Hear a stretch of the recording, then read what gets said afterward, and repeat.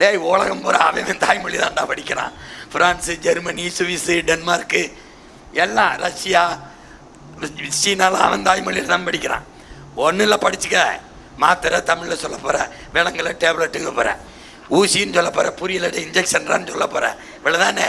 இப்போ ரெண்டையும் படித்து வச்சுக்க. ஜூலை 28 1928 எழுதி வச்சிருக்காரு காந்தி. என்னன்னு பாரு, போடுங்க.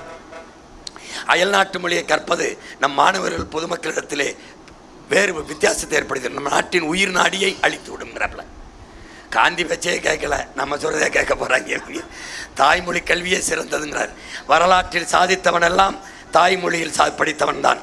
நோபல் பரிசு பெற்றவன் இந்த மாதிரி தாமஸ் ஆல்வா எடிசன், நம்ம ஐயா அப்துல் கலாம், எல்லாருமே தாய்மொழியில் கற்றவன் படைக்கிறான், கல்லாதவன் பயன்படுத்துறான். உலகில் எல்லா நாடும் மேடின், நம் நாடு மேக்கின். என்ன வளம் இல்லை இந்த திருநாட்டில், ஏன் கையை ஏந்த